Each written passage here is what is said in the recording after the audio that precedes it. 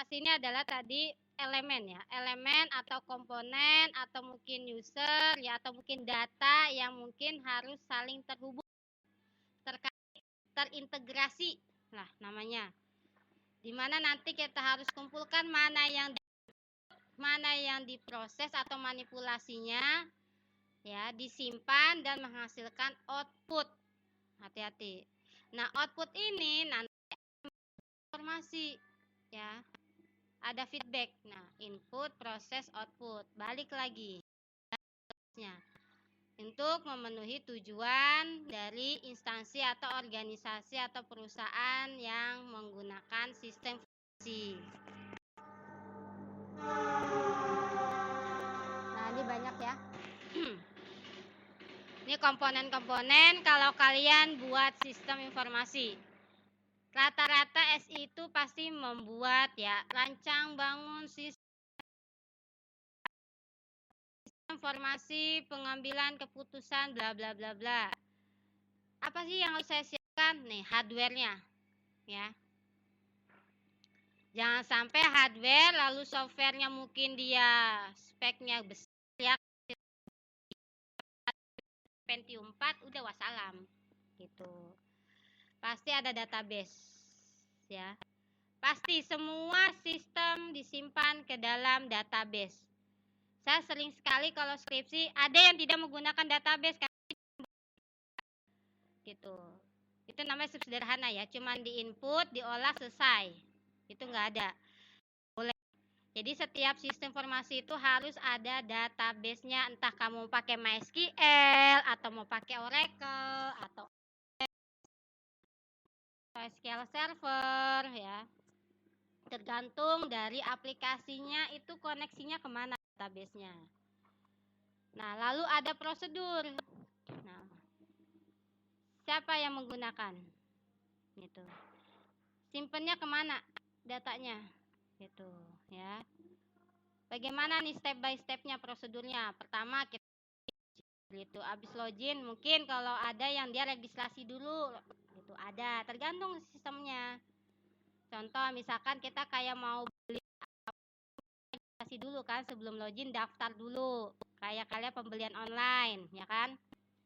Aplikasi online e-commerce pasti orang kalau mau beli kita registrasi dulu baru kita bisa login. Itu prosedurnya. Lalu apa yang kita input, lalu bagaimana operasinya, pengoperasian si sistem itu. Lalu ini pada saat kita mau membuat sistem, siapakah yang terlibat gitu? Ya. Bukan yang pemakai ya. Oh, ada orang sistem analis. Nah, ini biasanya untuk SI output dari kalian kalau lulus ya. Kalian tuh sebagai analis sistem, yaitu memahami apa sih yang kurang di sistem ini. Pasti ada orang yang bekerja sebagai sistem analis. Nah, lalu ada programmer, ini yang buat aplikasinya. Tuh. Lalu ada operator komputernya. Ini teknik tenaga IT-nya ya, yang membantu. Lalu ada data entry. Nah, ini kita akan menyebutkan mungkin database-nya. Siapa orang yang menentukan table-table apa saja sih yang harus kita create di dalam database agar aplikasi nanti yang dibuat oleh program. Nah, lalu ada teknisi. Teknisi ini untuk apa? Untuk maintenance. Jikalau biarkan ada tuh kita kerja, komponennya error nggak bisa diinput, pasti ada teknisinya, ada tenaga ahlinya yang buat maintenance. Ini adalah komponen-komponen bagaimana kita harus membuat sistem informasi. Siapa aja yang harus kita siapkan gitu. Oke, ini contoh ya. Sistem yang biasanya ada di perusahaan. Memberikan itu aja. Biasa di perusahaan itu ada pemasaran. Di pemasaran itu saya bisa bikin sistem apa saja sih yang dibutuhkan. Oh, ada order tracking, ada order processing. Nah, biasa kalau yang dia pekerja bagian pemasaran atau sales. Jadi misalkan kalau pemasaran ini kalau si sales ini udah punya customer yang belinya berapa, dia catat customer ini mesennya sekian. Terus lalu bagaimana prosesnya, apakah barangnya sudah terkirim atau belum, dan seterusnya. Jadi ada kayak notifikasi. Oke, lanjut. Kalau yang di bagian manufaktur ya, sistem informasi manufaktur ini biasanya dia ini berhubungan dengan mesin kontrol masuk barang keluar. Biasanya kita ini kalau dari bagian produksi barang jadi kita input kan stoknya sekian. Lalu kita jual ke retail atau toko-toko atau distributor, itu barang keluarnya kita input. Berkuranglah stoknya. Ya. Itu biasanya tentang manufaktur. Yang poin 3 biasanya itu untuk bagian accounting ya atau finance, keuangan. Biasanya tentang penggajian ya atau cash management. Jadi banyak ya sistem-sistem yang mau kita buat tuh di mananya gitu. Kalau kontrol ini ya, yang manufaktur ini biasanya kita mau mengetahui kapan sih mesin ini harus diservis misalkan. Ada ya gitu. Oke, lanjut. Yang keempat, accounting. Tadi finansial itu keuangannya ya. Accounting ini tadi penggajian. Mungkin kalau perusahaan ada yang finance sama accountingnya tuh gabung, ada yang terpisah. Gitu. Biasa kalau finance keuangan ini biasa koperasi. Ya. Accounting sini gaji. Ya. Ini tagihan masuk, tagihan keluar. Ya, account receivable, account payable.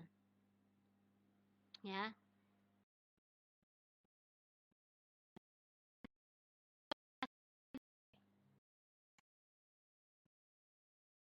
Nah, biasa di sini dia mendata karyawan yang sudah mengikuti training ya atau karyawan kontrak ya.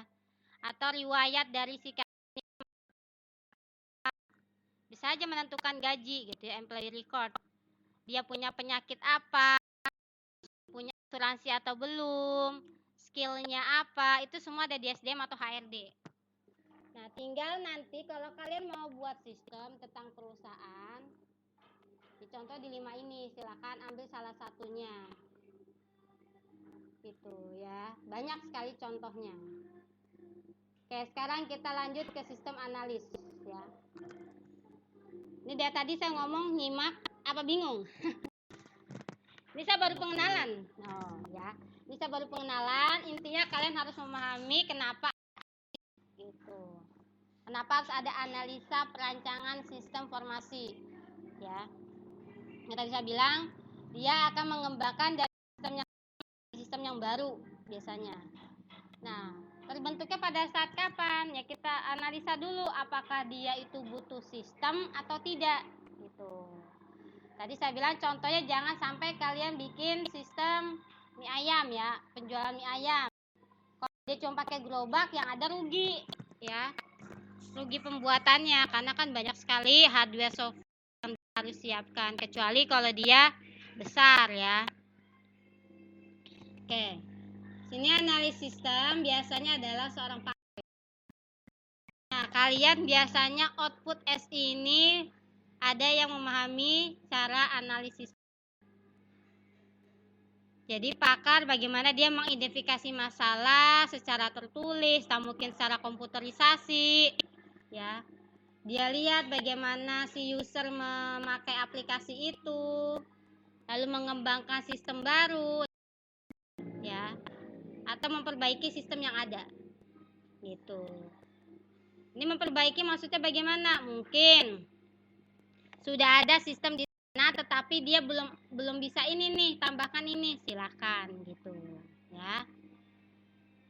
Jadi banyak ya. Jadi kita mau merancang sistem baru silahkan, mau mengembangkan yang sudah ada kita tambahkan silahkan, atau ada ini seharusnya gak boleh ada ini nih, kita perbaiki, ini kita hilangkan silahkan. Tuh itu adalah itu ya pengertian dari sistem analis. Jadi dianalisa dulu sistem-sistem yang mau dia buat atau pakai gitu. Ini fungsinya ya.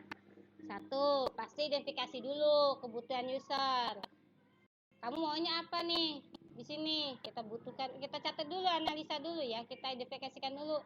Misalkan perpustakaan, saya mau ada peminjaman online misalkan. Saya mau nanti otomatis nge-record buku yang stoknya ada berapa, pada pinjam otomatis berkurang jumlah buku yang ada, misalkan seperti itu. Itu kebutuhan, yang masih kebutuhan.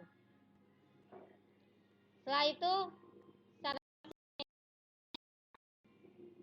oh berarti peminjamannya ini harus seperti ini gitu. Jadi memudahkan si user pada saat dia sudah input data ini, sesuai nggak dengan si user. Jadi kita tahu sasarannya apa.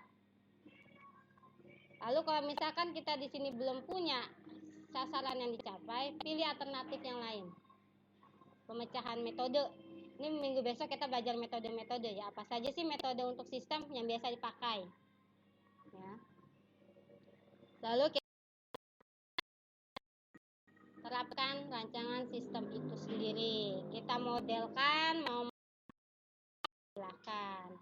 Sehingga nanti interface-nya itu sesuai dengan kebutuhan user. Jangan sampai interface ya atau tampilannya itu bikin bingung. Si user abis ini pilih menu mana ya, nggak ada pilihan menu, mungkin ke hide gitu, atau mungkin tombol menu ini ada di dalam menu ini, jadi kan kadang nggak sesuai seperti itu ya. Intinya analisis sistem ini dia menguraikan semua sistem ya dan komponennya dari identifikasi sampai nanti dia ada maintenance ya, itu dia harus analisa. Jadi tahapan-tahapan si seorang analis sistem ya, dia tuh harus tahu bagaimana dia merencanakan sistem itu. Jadi nggak kucuk-kucuk dia sama sistem ini, enggak, rencanain dulu. Saya mau buat sistem ini kira-kira bagaimana ya, dibutuhkan nggak oleh si user, dibutuhkan nggak oleh perusahaan ya. Dia rencanakan dulu, udah rancang-rancang semuanya sampai desain. Nah, barulah nanti tahap ini lebih serius gitu. Oh, berarti yang harus saya buat sistemnya, ini rancangan desainnya gitu. Jadi jangan sampai kita tuh udah bikin PCP ternyata ditolak, ada yang seperti itu ya. Oke, ini tadi yang udah dibahas ya. Intinya analisis sistem itu sistem kita itu untuk siapa, komponennya siapa yang terlibat, karena nanti akan terlihat di identifikasinya. Sampai nanti kita evaluasi permasalahan-permasalahan yang ada gitu. Oke, ini tugas sistem analis gitu. Nah, kalian kalau misalkan bekerja sebagai sistem analis, biasanya ini nanti kalau udah lulus kuliah ya, karena sistem analis itu minimal dia sudah punya pengalaman dulu ya. Dikumpulkan dulu nih, analisa dulu dokumennya. Mungkin seperti apa kita rancang, nanti kalau kita pakai aplikasi ini outputnya, dokumennya lebih rapi lagi tampilannya. Kumpulin dulu, lalu disusun, AB disusun, lihat oh ini masuk perancangan sistem apa dulu. Ini contoh yang pertama, ini dokumen dari dia mungkin akademik contoh ya, dari kalian pendaftaran, pengisian FRS, mungkin dulu masih menggunakan kertas ya. Kita gunakan kertas. Pada saat kita udah kumpulkan semua yang kertas-kertas itu, kita lihat dulu, kita susun mana yang harus kita buat. Nah, nanti setelah kita buat sistem baru, oh berarti ini cocoknya kalau yang FRS masuk ke sistem ini gitu. Sebentar, kecilin dong Kak.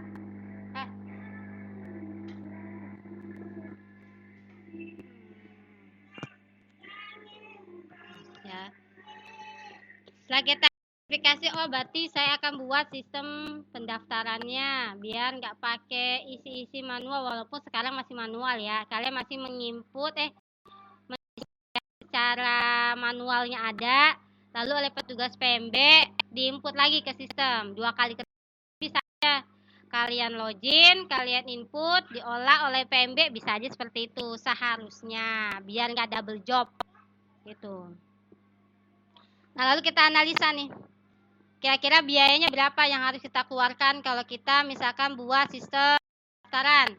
Oh, pakai aplikasi pemrograman bla bla bla, database-nya pakai ini. Kalau kita beli software kan mahal. Kita susun tuh biayanya. Biaya pembuatannya, biaya softwarenya, biaya hardwarenya, itu kita analisa.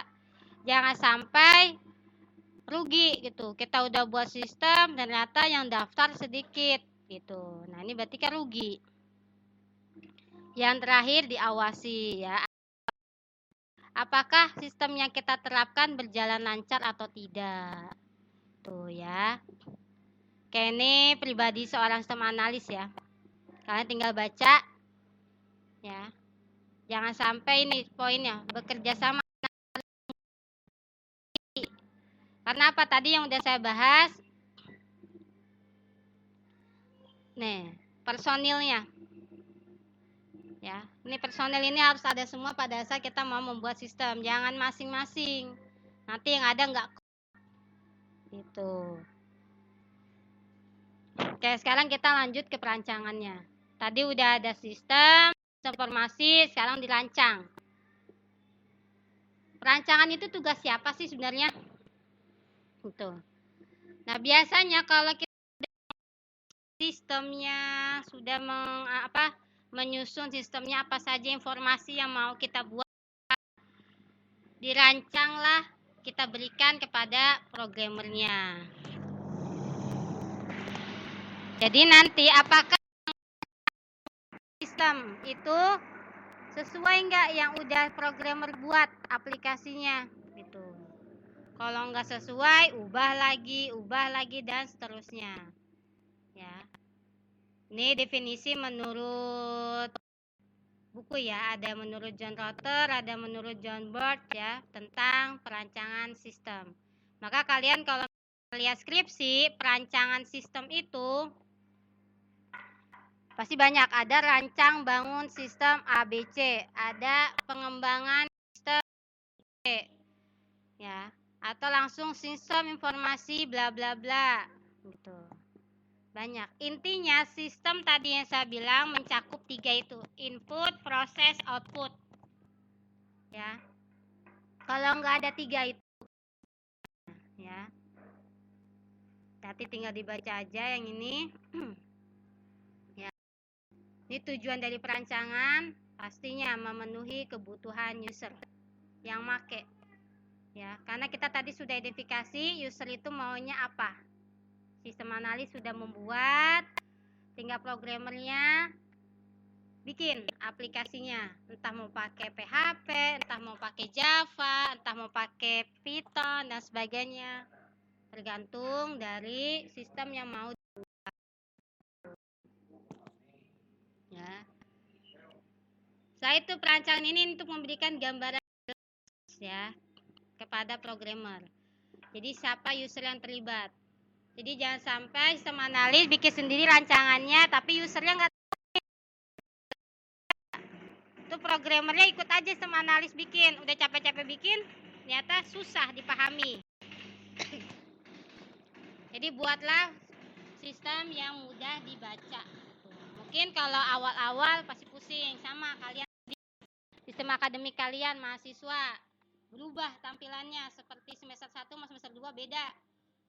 Mungkin kemarin kehadiran diklik mana ya, kemarin langsung ada klik kehadiran buat absen, oh ternyata dia nyempil di menu ini sekarang, misalnya seperti itu. Mungkin kalau nggak ada sosialisasi ya tambah bingung gitu kan, yang pakai nggak absen-absen, ini udah nggak ada kayak kehadiran nyempil gitu. Terus saya pengen tahu jadwal kuliahnya tuh, kalau yang malam, pagi, karyawan angkatan kalian ya, itu munculnya di mana ya? Kemarin kayak ada di sini, sekarang menunya nggak ada. Oh ternyata dia nyempil lagi menunya ya. Tapi saya ya, kalian itu waktu perubahan sistem di kalian apakah ada sosialisasi atau tidak? Ada nggak sosialisasi atau belajar sendiri? Nyari sendiri, Bu. Oh nyari sendiri, pintar, hidup ya. Ya.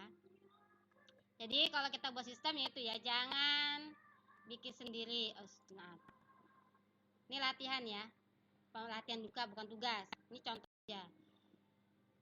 Ya. Ini contoh kalian bikin sebuah sistem di mana tujuannya buat apa, siapa yang memakai, yang di input apa, outputnya apa. Gitu. Ini contoh. Oh, saya mau bikin sistem formasi. Harus punya tujuan. Nanti kan pun pada saat bikin KKP, skripsi ada tujuan. Kenapa kau bikin sistem ini? Gitu, memudahkan petugas perpustakaan dalam mengelola perpustakaan. Gitu. Siapa yang menggunakan nanti aplikasi? Kampus, ada staf, ada dosen dan mahasiswa. Apa yang diinput? Ada data bukunya, ada mahasiswa mungkin sebagai anggota ya atau yang peminjam, ada dosen ya. Outputnya apa? Ada laporan peminjaman. Kita akan lihat kok nih bukunya kurang ya stoknya, dilihat dari peminjaman. Oh iya, bukunya dipinjam. Gitu. Terus ada pengembalian. Ya. Ini biasa pengembaliannya ada data denda. Punya pemasukan nggak di denda gitu ya. Tadi tentang bagaimana kalian bisa mengolah ya sistem informasi itu seperti apa. Ya. Tinggal nanti berarti benar harus ada input, proses, output gitu. Prosesnya apa kalau di sini? Tahu prosesnya apa? Proses dari sistem perpustakaan. Prosesnya apa? Ayo bisa tebak kok. Bisa kelihatan dilihat dari output. Ayo, prosesnya apa? Ayo. Jawab aja. Input data ya, Bu? Iya, data apa? Inputnya kan Peminjaman buku, Bu. Betul ya, peminjamannya Muhammad Nur. Ya, jadi ingat pada saat kita sudah tahu saya itu pengen buat sistem, yang diinput itu apa dulu? Kalian fokus ke tabel master. Kembali lagi ke database kan? Oh iya, berarti kalau peminjaman itu kita siapkan dulu data bukunya yang mau dipinjam. Orangnya siapa? Oh, mahasiswa atau anggota. Dosen juga bisa minjem di situ. Ya. Kita siapkan dulu data ini. Lalu prosesnya itu tadi pada saat mau peminjaman, kita masuk ke menu peminjaman. Tuh. Nanti tinggal masukin NPM-nya atau enter, muncul nama kalian, terus data bukunya udah ada nih, tinggal masukin kode buku, enter, keluarlah judul buku, halamannya, tahun berapa, otomatis semuanya karena kita sudah input di awal. Ya. Jangan sampai kita buat sistem kerja double. Udah diinput, input lagi. Ada seperti itu. Kalau saya sering, kamu sudah punya datanya, udah. Kok pada saat minjem nginput lagi tuh judul bukunya apa, tahun berapa lah, emang data bukunya nggak ada gitu. Misalkan seperti itu ya. Jangan sampai kita kerja double ya. Kerja hard gitu. Kerja keras. Jadi mudahkanlah kalian membuat sistem. Nah, output itu biasa laporan. Ingat, laporan ini bukan ambil dari file table yang sudah kita input. Gitu. Laporan peminjaman udah dari table peminjaman. Cuman yang saya mau tampilkan adalah tanggal peminjamnya, tanggal peminjaman, nama orangnya, gitu kan, siapa yang minjam, gitu. Dari dia harus kembalikannya tanggal berapa, nah itu bisa. Walaupun di peminjaman hanya ada nomor tanggal pinjam, nomor pinjam, ID anggotanya atau mungkin NPM, ya kan, kode bukunya udah. Tapi pada saat laporan saya minta lebih rinci, minta tanggal peminjamnya, terus nama orangnya, judul bukunya. Itu main join kalau kalian pernah database ya. Mungkin nanti aplikasi base data kalian buat laporan itu menggunakan view. Ya, view itu seperti tabel, tetapi feel-nya itu mengambil dari tabel-tabel yang ada. Kalau view, ya, maka dibilang dia itu tampilan dari tabel. Jadi kita ambil feel apa nih dari tabel-tabel yang udah ada, kita masukkan ke view. Nanti secara coding untuk bikin cetak laporan, kita tarik view mau jadi kita udah create di dalam database seperti itu, ya. Oke. Pemaparan tentang APSI, analisa perancangan sistem informasi. Jadi pahami dulu, kalau kalian mau buat sistem informasi, lihat input, proses, dan outputnya. Ya, tahu dari mana input? Kita sudah bahas, kita kenali dulu kebutuhan user, ya, identifikasikan dulu, ya kan?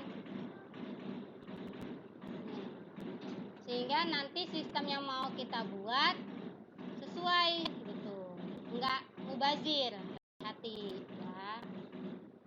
Oke ya, demikian pemaparan tentang saya ya, tentang materi APSI ini ya, nggak terlalu banyak ya.